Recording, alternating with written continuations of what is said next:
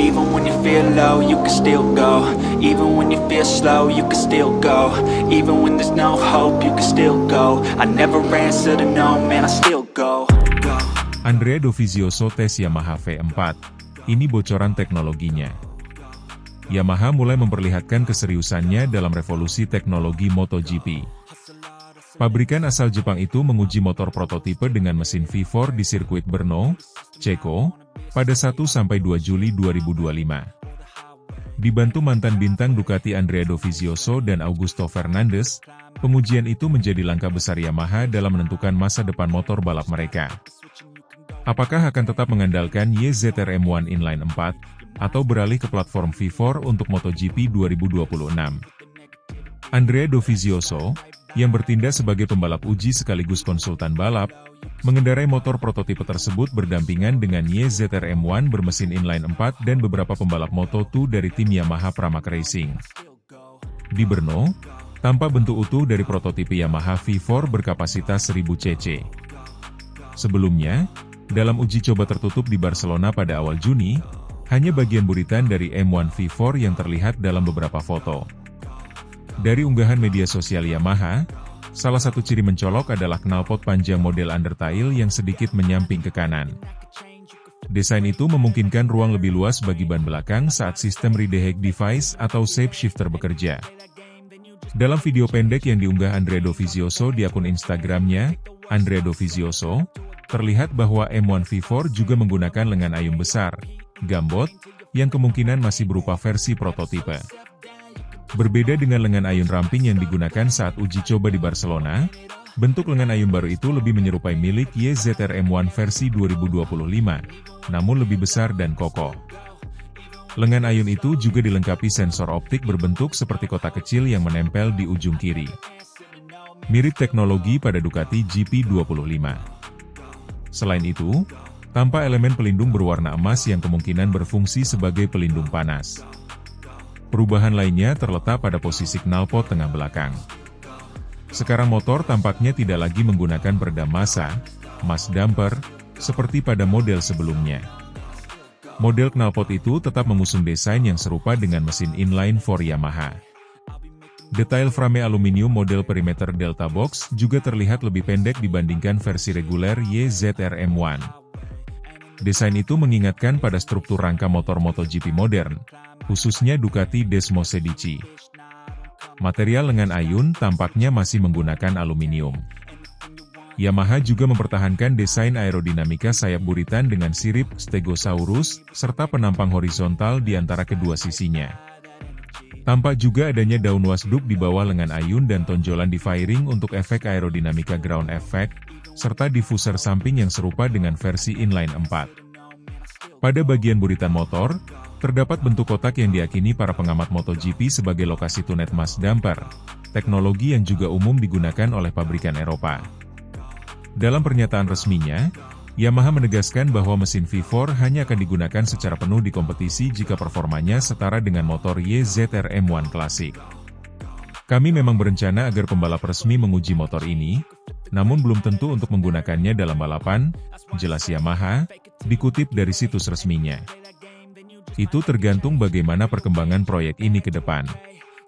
Ini adalah proyek pengembangan yang berjalan berdampingan dengan kompetisi, lanjut mereka. Motor V4 kini resmi masuk lintasan, namun kami tetap berfokus mengembangkan performa YZR M1. Semakin kompetitif M1, semakin menarik tantangan internal bagi kami, papar Yamaha. Pembalap Yamaha Fabio Quartararo, usai MotoGP Asen akhir pekan lalu, juga menyebut bahwa ada kemungkinan besar motor V4 akan digunakan secara penuh pada musim 2026. Jika merujuk pada jadwal yang telah ditetapkan, seluruh pembalap Yamaha dijadwalkan akan menjajal motor V4 ini pada September 2025 dalam uji coba resmi. Besar kemungkinan, mesin V4 akan menjadi motor reguler Yamaha di MotoGP musim 2026.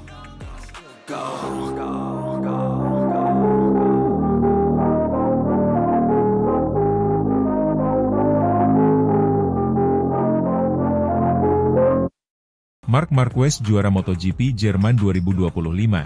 Selebrasi, aura farming, bikin heboh, bos Ducati bangga. Pembalap Ducati Lenovo, Marc Marquez, tampil luar biasa dan keluar sebagai juara dalam balapan utama MotoGP Jerman 2025 yang digelar di sirkuit Sachsenring, Hohenstein-Ernstthal, Jerman, Minggu kemarin. Start dari posisi terdepan, Marquez menunjukkan dominasinya sejak awal dan tak terbendung hingga garis finish. Kemenangan ini semakin memperkokoh posisinya di puncak klasemen MotoGP musim 2025, sekaligus memperpanjang rekor pribadinya di Sachsenring menjadi 9 kemenangan di kelas utama. Tak hanya prestasi, aksi Marquez juga jadi sorotan karena selebrasi uniknya yang disebut aura farming, membuat heboh penggemar dan jagat media sosial. Balapan dramatis, kemenangan bersih, lawan berguguran. Marquez memulai balapan dengan mulus setelah meraih pole position sehari sebelumnya. Ia langsung melesat memimpin setelah lampu start padam, sementara rekan setimnya di Ducati Lenovo, Francesco Bagnaia, memulai dari posisi ke-10 namun cepat merangsek ke posisi 7 pada lap-lap awal. Di belakang Marquez, sempat terjadi perebutan posisi yang ketat antara Marco Bezzecchi dan Fabio Di Giannantonio. Namun keduanya justru harus bernasib sial. Pada putaran ketiga, Di Giannantonio berhasil menyalip Bezzecchi dan naik ke posisi kedua. Namun keduanya kemudian terlibat insiden yang membuat mereka terjatuh dan gagal melanjutkan balapan. Rentetan crash tak hanya menimpa dua pembalap tersebut. Tercatat, 8 pembalap gagal finish, menjadikan Grand Prix Jerman kali ini sebagai salah satu yang paling berdarah dalam kalender musim 2025. Sirkuit Sachsenring yang dikenal teknikal dan sempit terbukti menjadi ujian berat bagi para rider. Di tengah kekacauan tersebut, Marquez tampil tenang dan tak terpengaruh. Ia menjaga jarak aman dari kejaran adiknya, Alex Marquez, Gresini Ducati, yang akhirnya finish di posisi kedua. Francesco Bagnaia berhasil meraih podium ketiga. Setelah memastikan kemenangan, Marquez melambatkan motornya di lintasan lurus Sachsenring, lalu melakukan selebrasi unik, berdiri di atas fotpack sambil menggoyangkan tubuh dengan irama yang menyerupai tarian viral, aura farming. Gaya selebrasi ini sebelumnya populer di kalangan penggemar motorsport Asia, khususnya Indonesia. Video selebrasi itu langsung viral di media sosial dan menjadi bahan pembicaraan hangat di komunitas MotoGP. Banyak penggemar menyebut selebrasi itu sebagai penegasan kepercayaan diri dan kebebasan ekspresi Marquez setelah melewati masa-masa sulit beberapa musim terakhir. Selebrasi ini untuk semua fans saya. Saya ingin menunjukkan bahwa saya kembali, bukan hanya di atas motor, tapi juga di hati para penggemar, kata Marquez dalam wawancara usai balapan. Kemenangan impresif Marc Marquez menuai pujian tinggi dari Davide Tardozzi, manajer tim Ducati Lenovo. Ia menyebut Marquez sebagai sosok penting dalam proyek jangka panjang Ducati di MotoGP, dan kemenangan di Sachsenring adalah bukti nyata bahwa sang pembalap telah mencapai level maksimal bersama Desmosedici EP25. Saya sangat bangga dengan penampilan Marc. Ia tak hanya cepat, tapi juga pintar dan dewasa dalam mengambil keputusan di lintasan, ujar Tardozzi kepada media. Ia telah menjelma menjadi pemimpin sejati di garasi kami. Bukan hanya karena hasil, tapi juga karena etos kerja dan komunikasi yang luar biasa dengan para teknisi. Tardozzi juga menyoroti bahwa performa Marquez sangat membantu dalam pengembangan motor. Ia bahkan menyebut bahwa data dari gaya balap agresif Marquez menjadi bahan evaluasi penting untuk pengembangan motor Ducati ke depan. Kepercayaan diri Marc sangat tinggi saat ini. Dan itu menular ke seluruh tim. Kami bekerja dengan semangat besar karena dia membuat semua orang percaya, kita bisa menang di mana saja, tambah Tardozzi. Kemenangan di Jerman menjadi yang keempat secara beruntun bagi Marc Marquez di musim ini. Ia kini mengoleksi 344 poin, unggul jauh dari Alex Marquez di posisi kedua, 261 poin, dan Bagnaia di urutan ketiga, 197 poin. Dengan musim yang masih menyisakan 11 seri, banyak pengamat menilai Marquez kini menjadi kandidat terkuat untuk merebut gelar juara dunia MotoGP 2025. Apalagi, ia menunjukkan konsistensi luar biasa di berbagai tipe sirkuit, dari yang cepat hingga teknikal seperti Sachsenring. Kami belum bisa bicara soal gelar. Masih banyak balapan ke depan. Tapi jelas, kemenangan ini membuat saya makin percaya diri, ucap Marquez merendah. Podium Sachsenring 2025 menjadi milik penuh Ducati, tiga besar dikuasai oleh pembalap Desmosedici. Ini mempertegas dominasi pabrikan asal Bologna itu di musim 2025. Dengan line-up kuat seperti Marquez, Bagnaia, dan Alex Marquez, Ducati tampil sebagai tim yang paling sulit ditandingi musim ini. Davide Tardozzi menyebut bahwa harmoni dan sinergi antara tim pabrikan dan satelit menjadi kunci dominasi Ducati. Kami bukan hanya satu tim, kami satu keluarga besar. Semua pembalap kami punya potensi untuk menang. Tapi yang terpenting, mereka saling mendorong satu sama lain untuk terus berkembang, ujarnya. MotoGP kini bersiap menuju seri berikutnya di Silverstone, Inggris. Namun satu hal sudah pasti, Marc Marquez telah kembali ke puncak performanya, dengan senyum lebar, dominasi penuh, dan selebrasi yang tak akan dilupakan.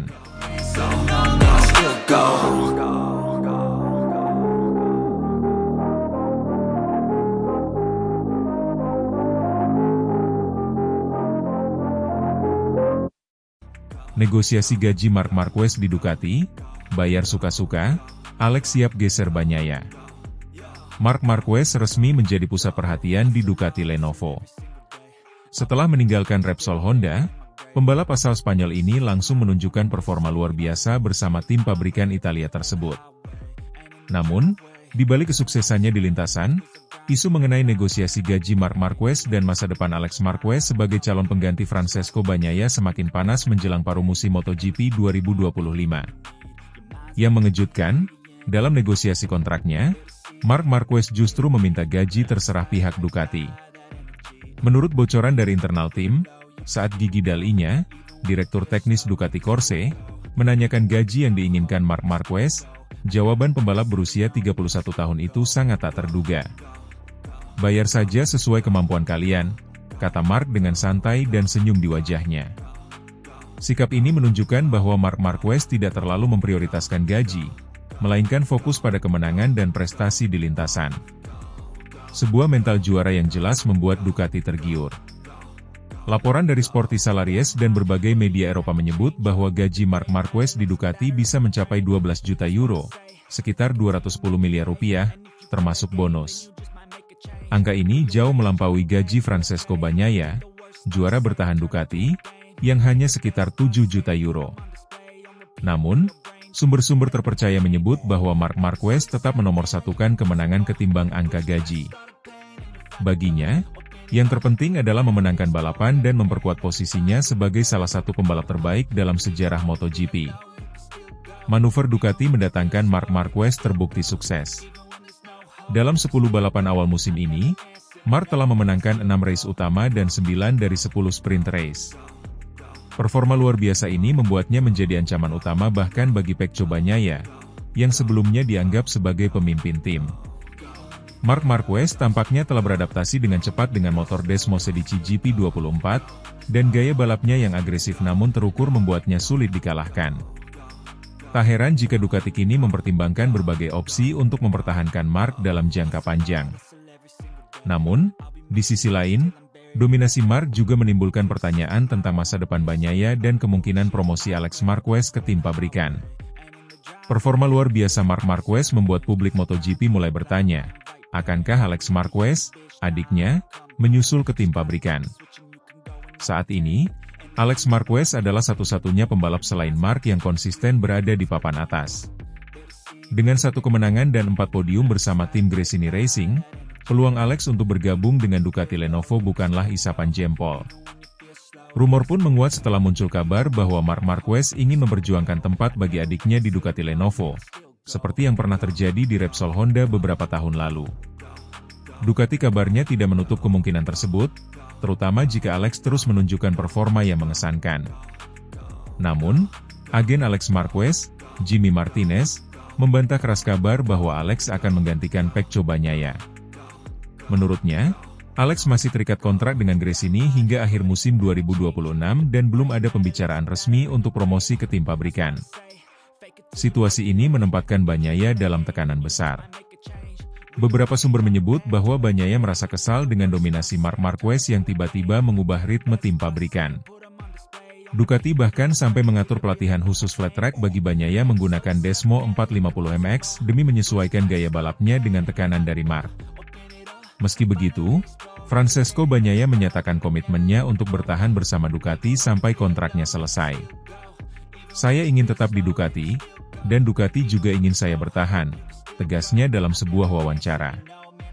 Bagnaia juga menegaskan bahwa dirinya tidak akan menyerah begitu saja, dan akan terus berusaha untuk kembali ke puncak. Dengan adanya Marc Marquez, Ducati Lenovo kini memiliki dua pembalap top yang mampu bersaing di papan atas. Namun, keputusan tim untuk mempertahankan Francesco Bagnaia atau mempromosikan Alex Marquez ke tim pabrikan akan menjadi tantangan besar bagi manajemen Ducati. Apalagi, Marc Marquez tampaknya tidak akan berhenti mendorong tim untuk memberikan kesempatan bagi adiknya. Di sisi lain, Ducati juga harus mempertimbangkan dinamika dalam tim.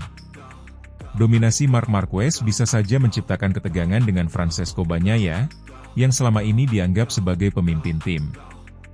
Jika tidak dikelola dengan baik, hal ini bisa berdampak negatif pada performa tim secara keseluruhan. Negosiasi gaji Marc Marquez di Ducati yang tidak biasa menunjukkan fokus pembalap Spanyol tersebut pada kemenangan dan prestasi, bukan pada materi. Namun, kehadiran Marc juga membawa tantangan baru bagi Ducati, terutama dalam mengelola dinamika tim dan masa depan pembalap seperti Francesco Bagnaia dan Alex Marquez. Dengan paruh musim MotoGP 2025 yang semakin dekat, semua mata tertuju pada bagaimana Ducati akan menghadapi tantangan ini dan mempertahankan posisinya sebagai salah satu tim terkuat di MotoGP. Apakah Alex Marquez akan menyusul kakaknya ke tim pabrikan? Akankah Francesco Bagnaia mampu bertahan di tengah tekanan? Jawabannya akan terungkap dalam beberapa bulan mendatang. Satu hal yang pasti, Ducati Lenovo sedang berada di pusat perhatian, dan setiap keputusan yang mereka buat akan memiliki dampak besar pada masa depan tim dan MotoGP secara keseluruhan.